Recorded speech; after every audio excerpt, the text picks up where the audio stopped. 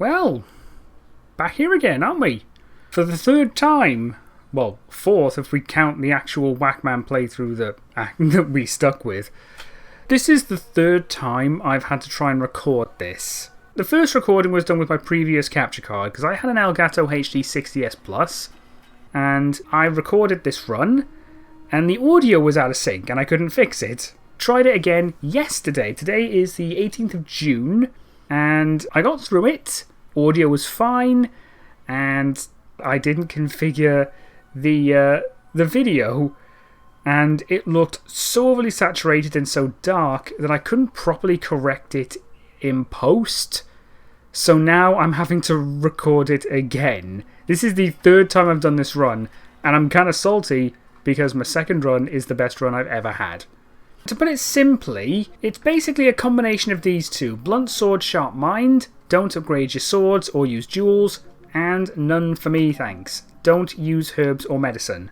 We're basically doing both of those at the same time, and I have done this. At this point, I've done this at least 3 times. The first time I actually completed it was basically right here. It was nearly 3 years ago, and I did it on stream. Hopefully now, because I have fiddled with the visual, with the whole settings for the Elgato, it doesn't look perfect. It would still look better if I recorded it on the PC version, because I'm playing on the PlayStation version, but I have a bunch of mods installed on the PC version. And while admittedly, to my knowledge, there's nothing that makes the game easier, mod-wise. It's just texture mods and a couple of other things that don't affect the gameplay itself. But you know what people can be like. When you're doing a challenge run, and then people see that you have modded the game in some way, the first thing they say is, okay, well, we can see the graphical mods. What other mods do you have installed? We're not counting the run. So we're doing it on PlayStation just to show that, yes, it is a legitimate run. It's funny how I picked this as one of the smaller projects to do in between the larger stuff like what if scenarios. And this has given me so much headache just because I want it to work. On the plus side, I am kind of using this as practice because out of every game I've ever played, this I feel is the only game that I have any level of confidence attempting to speedrun. And at some point in the future, I do plan to speedrun it. Nice. And double nice. I don't know what it is, but these guys are surprisingly hard to time. Probably because they do a lot of faffing about. From what I remember, I think the world record for this game, at least for an any percent, is around 54 minutes. I'll have to double check that. I could be wrong. But as I am right now, I feel fairly confident that I could go sub hour and 10. I think the big problem with speedrunning this game is that you need to upgrade your orbs. In fact, the only one that you don't need to upgrade, at least to max, is Shiden. So you only need a total just to beat the game. You need a total of 14 stacks. I mean, we're already on 1.5. It's just the big problem is knowing which enemies to fight and which enemies to ignore.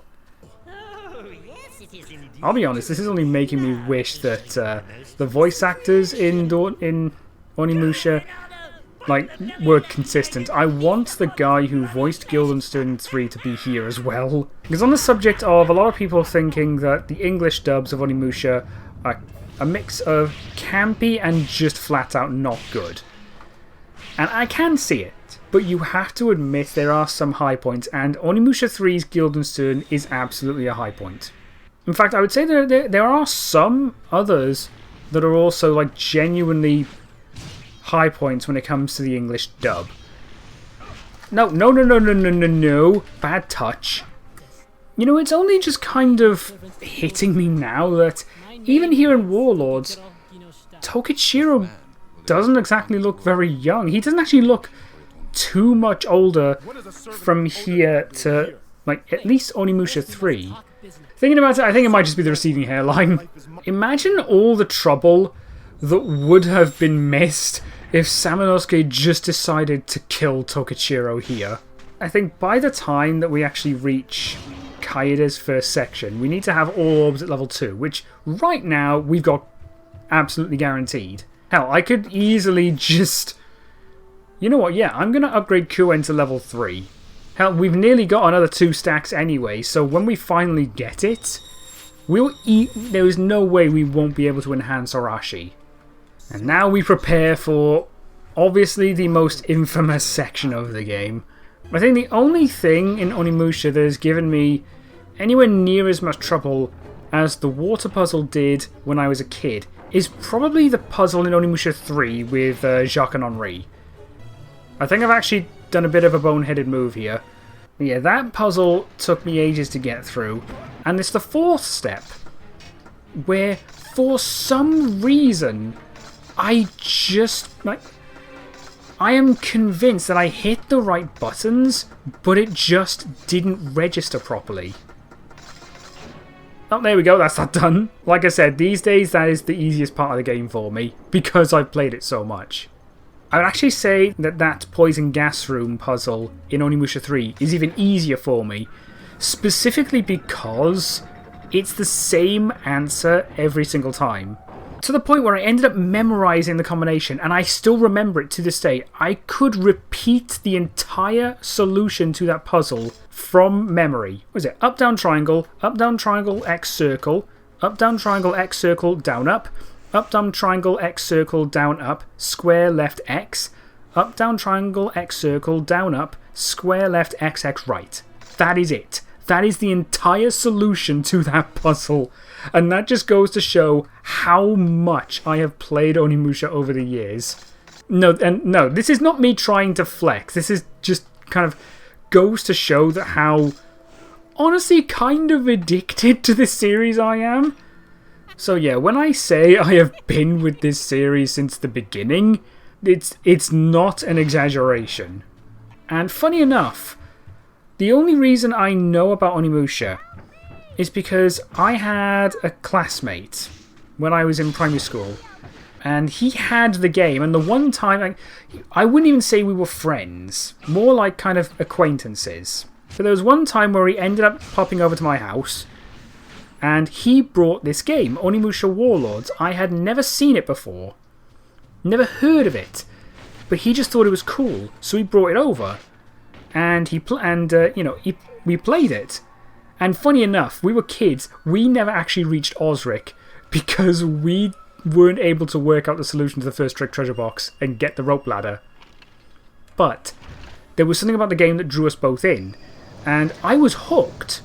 And so, not long after that, I ended up just grabbing the game. Or at least, I had my parents get it for me because, age ratings are a thing. I was 6. Ain't no way a shop is going to sell me that game. Oh, nice, he's lost his shield, and unfortunately without a shield that does mean we're not really going to be getting any blue souls out of him, but now we can just kind of pelt him.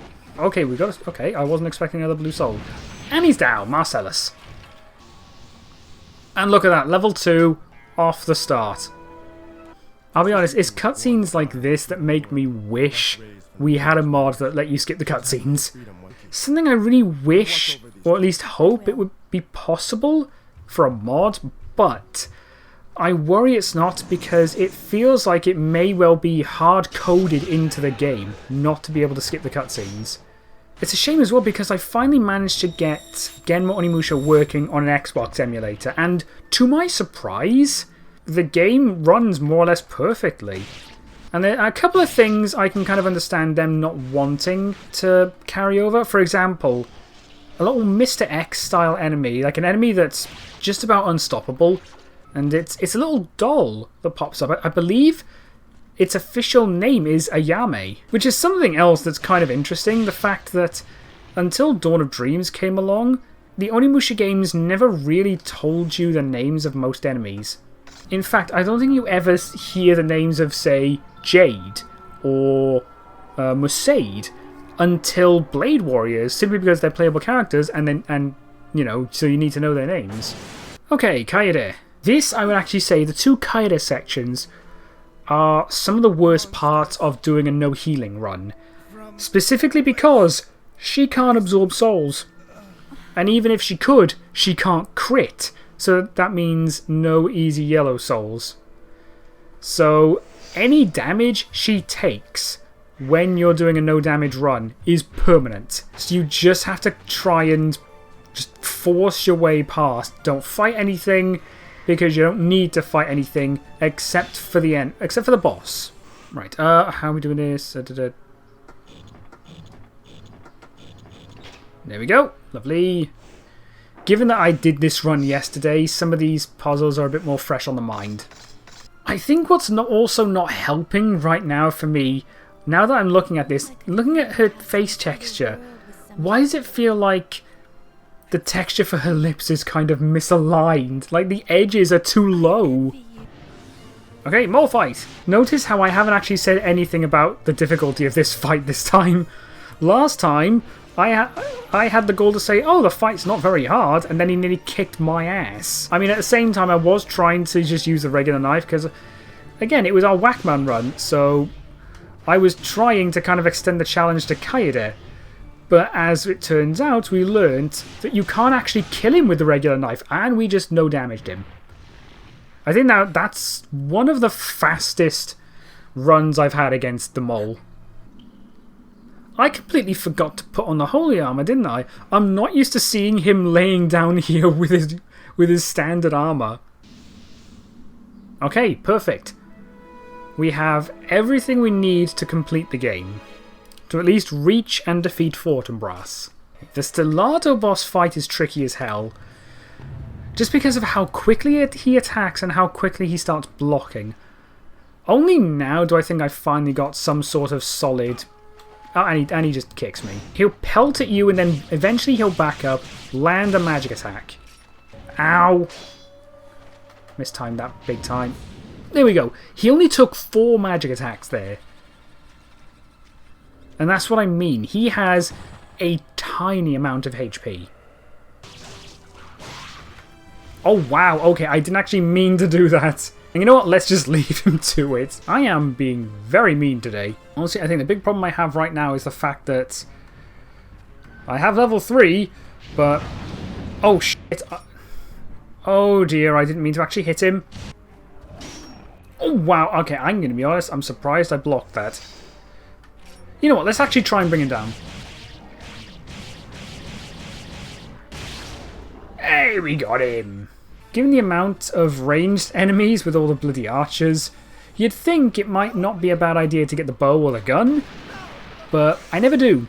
Purely and simply because you can't block. I know the challenge is no healing, but at least for the trophy, you are allowed to use a talisman. Hopefully I won't need it, and you know, if I do end up using it, I'll probably end up, you know, saving just so that I can redo it and try and do it without using the talisman. This section is kind of nerve-wracking as well when you're doing a no healing run, again, because, you know, no yellow souls for Kaede. On the plus side, there's no boss that you have to fight, but at the same time, it gets a little nerve-wracking when you're sprinting through and a bunch of them just kind of spawn in. You've got to hope they don't hit you. And this is essentially rule number 1. Don't fight anything you're not absolutely required to kill. All we need to do is just leg it through, grab the great arrow, and then head towards Samanosuke. I knew there was an archer, but he was always off screen. That always bothers me. Oh God, you should not hold Arashi like that. He is just slicing through himself there. Oh, it's weird. I noticed this yesterday when I did my run and I've had to scrap. The shadow texture is hanging off of her leg. There we go, gotta time it. Oh, crap, okay. Bad. Oh my God, this is where it gets worrying because you've got all these guys trying to murder you.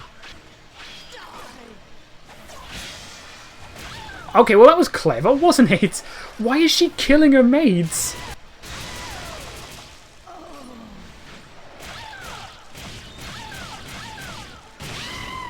That was probably the easiest. You know, minus having the Bishaman sword, that may have actually been the easiest I've ever fought Hakuba. This is actually kind of what this is actually what I mean. This feels like good practice for a future speedrun. Okay, I'm going to save. Save at number 7 because the past 2... 1 minute... I'm pretty sure that's the exact time I had the lot. I'm pretty sure... 1 minute 3... 1 minute? Oh my god. I can't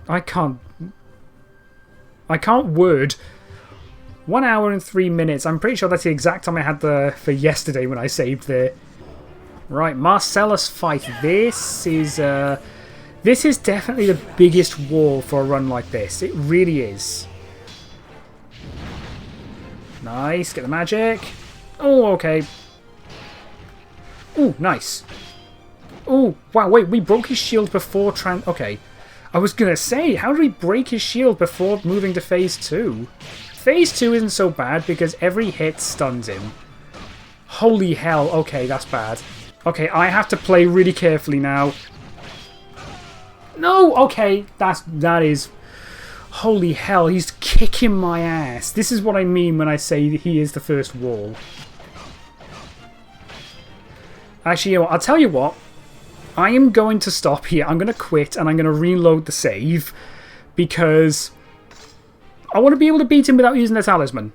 Okay, second try. Let's actually try and get through this properly. Oh, okay. Normally by now he'd be on phase 2. Okay, now he's on phase 2.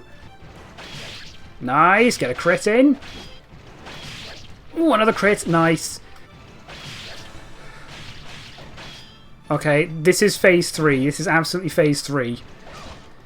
Holy, okay, that was way too fast. Nice. Oh, another crit.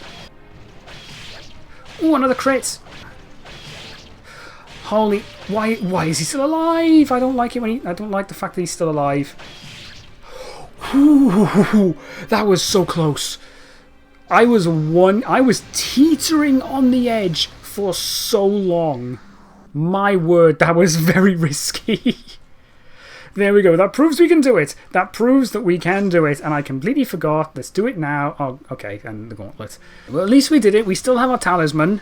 I think the one thing that really keeps screwing me in these bosses is the quick weapon change mechanic mapped to the R2. And that might be a really weird thing to say it's kind of screwing with me. But the big problem I have with it is you can't actually use it unless you're standing still. If there are any other inputs, if you're moving, if you're blocking, you can't change your weapon. It really screws with you, especially in a boss fight when you're trying to quick change to another weapon. Right, let's go! Final boss! Ow, okay, that's cheating. There we go, let's start the cheese. It's already better than with than when we were doing our whack stick run, because at least this does more damage. No, okay, that was me being stupid. Oh wow, I don't know how I managed to sidle my way through that. No, why did I do that? No, okay, that was really stupid. Okay, that helped. Extra healing. Okay, still don't have enough magic for Shiden. I'm pretty sure I don't have enough fire magic either. I have enough for wind, so I can use that after he next falls. Because wind magic is not good for actually dealing damage to his... Oh, okay. Wind magic is not actually very good to deal damage to his actual eye.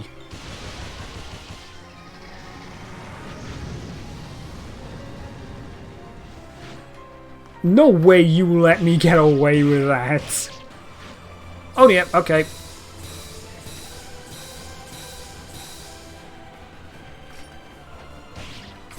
Nope. Ah, of course, he still gets me in the end.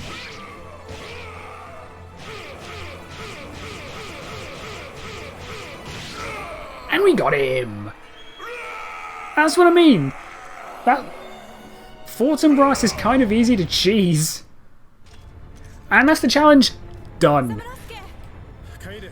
Oh wow, even with our first failed attempt on Marcellus, that is still below the half-hour mark. It's like every subsequent attempt I make with this challenge, I do it faster. The first one I did a couple of weeks ago, which, the audio bugged out so I couldn't use it. That took about 2 hours.